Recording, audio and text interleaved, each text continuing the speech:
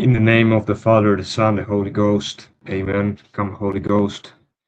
Come, Creator, through intercession of the Most Blessed Virgin Mary. Amen. Ave Maria Purissima, sine lave concepta. All right, friends, this is Providence Project, the Providence Project. Welcome to this channel. Welcome to this enterprise, this Catholic enterprise. Today we are going to ask a question. If God become man only to give good example.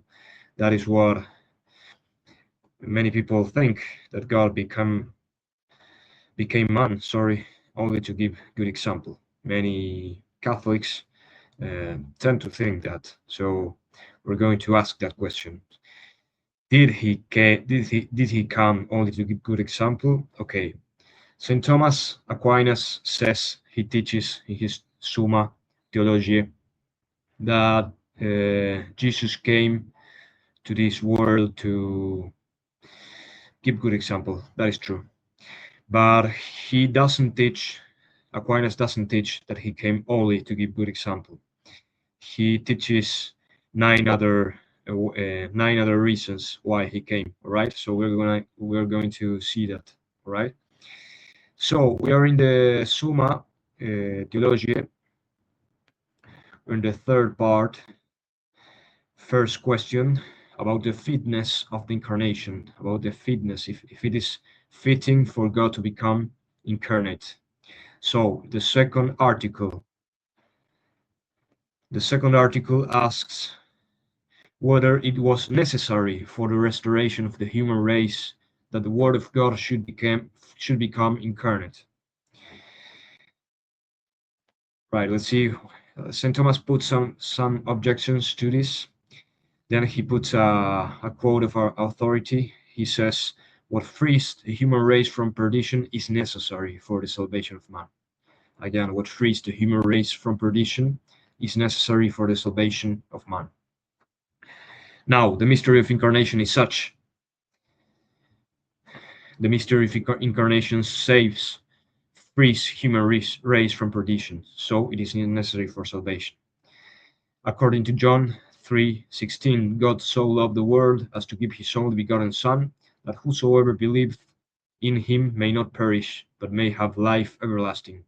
Therefore, it was necessary for man's salvation that God should become incarnate. All right? So it was necessary. We have to distinguish two ways of necessity, an absolute necessity and a non-absolute necessity. St. Thomas distinguishes that in the corpus, the corpse, right? The body, that's better said, all right? Sorry for my English. So now we see here another reason why God became man. He didn't become man only to give good example. He came especially to save us from eternal damnation. That is why the sacred scripture says, whosoever believes in him may not perish, right? The ones who believe in the incarnation will not perish, right? If they died in a state of grace. So he came to save us from hell, all right? That is a great reason, usually forgotten or non-preached. All right, so what does St. Thomas answer in the body? All right, I said corpse is a dead body, all right? Sorry. So I answered that, says Aquinas. A thing is said to be necessary for a certain end in two ways, okay? Two ways of necessity. First, when the end cannot be without it, without the medium. As food is necessary for the preservation of human life. You want to live, you have to eat, all right? That is absolute necessity. Second way, when the end is attained better and more conveniently, as a horse is necessary for a journey, all right? Maybe better than going on a walking, right? So the first way of necessity is when you cannot do the thing you want to do, cannot achieve the end without the means, all right? That is absolute necessity. You cannot live ordinarily without a miracle, without eating, all right? You need absolutely to eat to preserve life, human life. Now, if you have to travel from Sydney to New York, it is necessary that you do it by plane, all right? Maybe better than by helicopter. So it is more necessary to do it by playing because it is more fitting. You can't do it in other ways. There are other ways. So it is not an absolute necessity, but is it a fittingness necessity, all right? So in the first way, the first absolute necessity, it was not necessary that God should become incarnate for the restoration of human nature. Why? Because God, with his omnipotent power, could have restored human nature in many other ways, right? He could have spilled one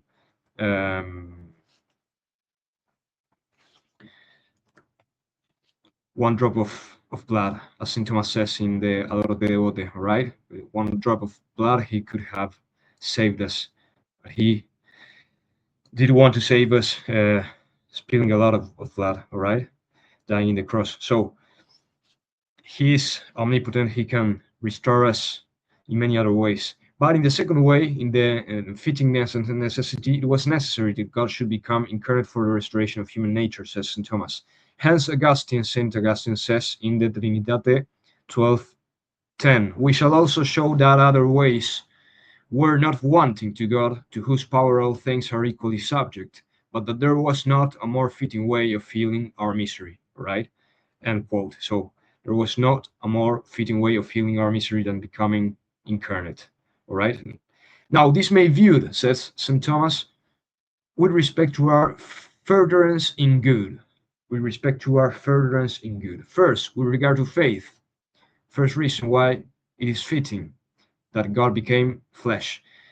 With regard to faith, which is made more certain by believing God himself who speaks. Hence, Augustine says, De Civitate Dei 11:2, in order that man might journey more trustfully toward the truth itself, the Son of God, having assumed human nature, established a founded faith.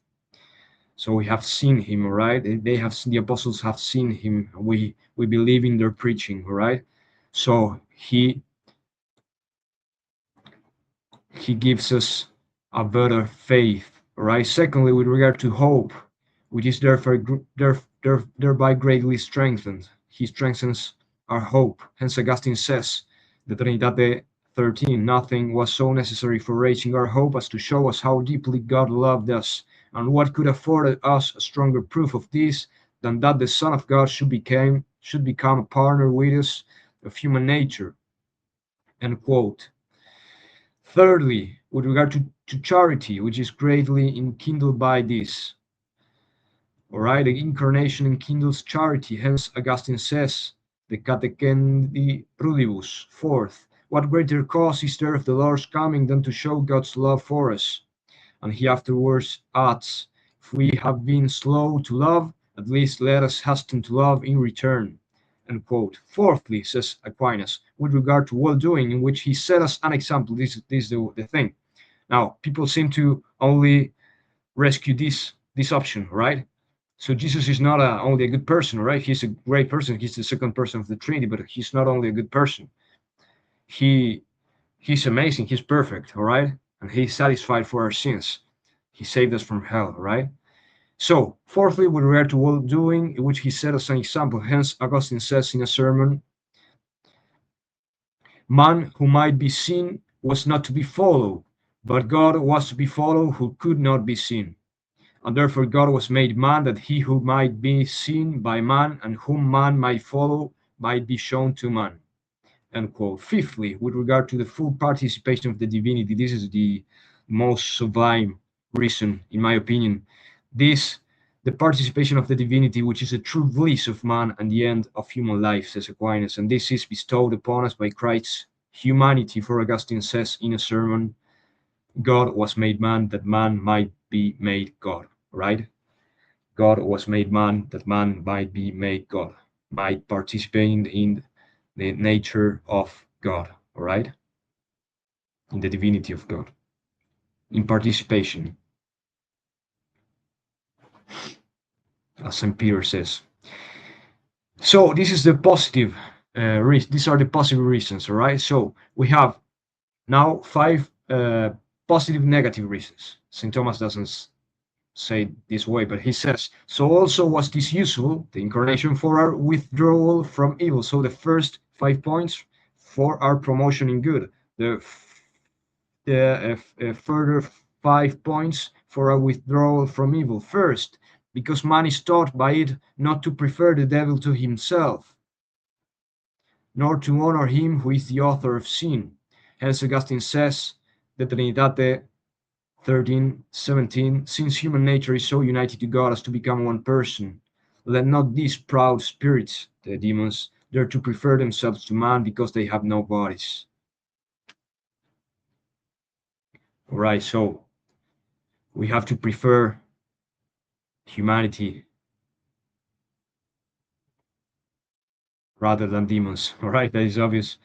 But Jesus is human. He's not an angel. So here is another reason. Secondly, because we are thereby taught how great is man's dignity. This is what I was saying.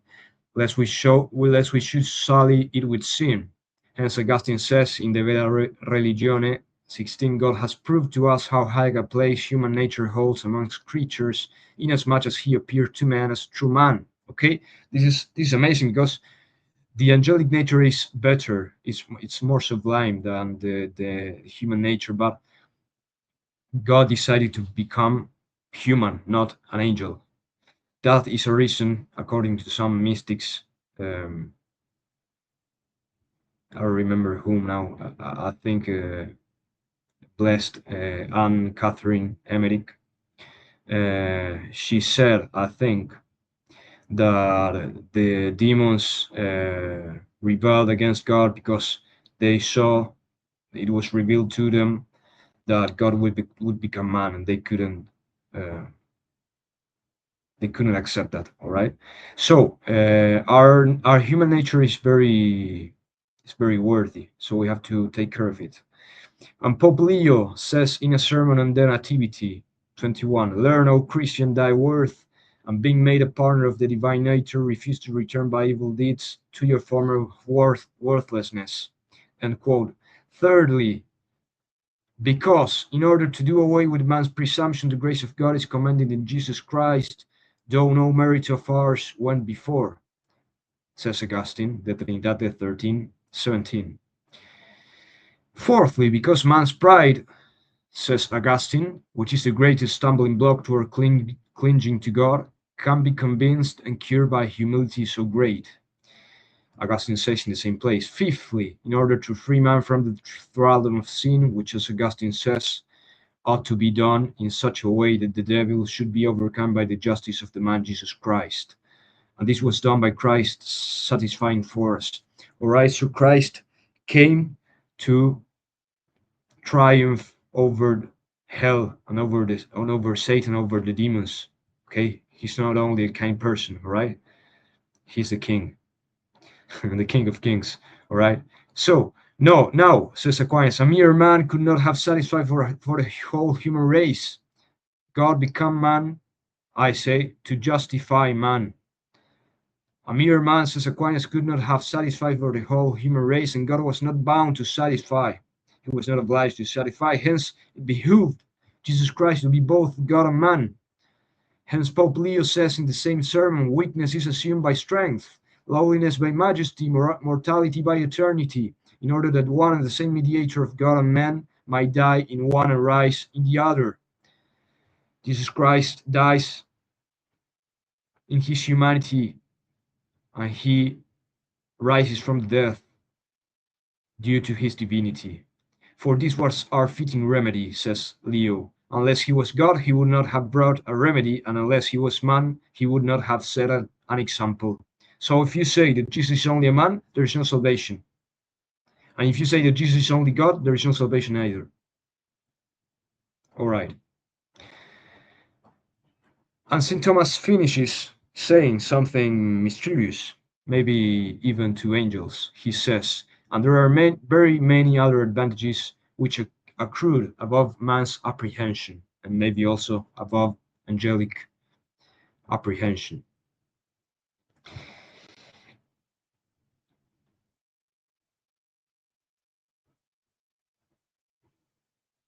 Now, I want to see the reply to objection 2, because it is very important to see the end of the incarnation. I will read objection 2 now, but I will read only the answer, right? It is not my intention to examine the objection, but to see light in the answer. It says satisfaction might be said to be sufficient in two ways. First, perfectly, inasmuch as it is condigned, being adequate to make good the fault committed, and in this way the satisfaction of a mere man cannot be sufficient for sin, both because the whole of human nature has been corrupted by sin, whereas the goodness of any person or persons could not be made up adequately for the harm done to the whole of the nature. And also because a sin committed against God has a kind of infinity from the infinity of the divine majesty, because the greater the person we offend, the more grievous the offense. That is why a mortal sin merits eternal damnation. Hence, for condign satisfaction, it was necessary that the act of the one satisfying should have an infinite efficiency as being of God and man. Secondly, man's satisfaction may be termed sufficient imperfectly. For example, in the acceptation of him who is content with it, even though it is not condign, and in this way the satisfaction of a mere man is sufficient, and forasmuch as every imperfect presupposes some perfect thing by which it is sustained, hence it is that satisfaction of every mere man has its efficiency from the satisfaction of Christ. Alright, we cannot satisfy from ourselves, and if we do, it is because of the satisfaction of Christ. Okay, so Christ become man to save us from hell. That is the whole thing, all right? And saving us from hell, he raised our nature to a participation in the divinity, in the life of the Holy Trinity, the most blessed Trinity. He made us possible the entrance in heaven, the entrance in the vision, sight to sight with God, right? Face to face, the vision of God through his own essence, through his own mode of being, which is to be. I am who I am. I am who I am. So a final reflection in the reply to objection 3. By taking flesh, says Aquinas, God did not lessen his majesty, and in consequence did not lessen the reason for reverencing him, which is increased by the increase of knowledge of him, but on the contrary, inasmuch as he wished to draw nigh to us by taking flesh, he greatly drew us to know him. All right, so conclusion. We have read Aquinas, we have read the angelic doctor, the universal doctor, the common doctor of the church, and we have seen that Christ is man not only to give us a good example, yes, to give us a good example, but not only for that. So we have to preach more about the incarnation. If we don't preach more about the benefits of the incarnation, we will be diminishing the mystery, all right? So Christ did not came so to in order that we only preach that he's a good person, right?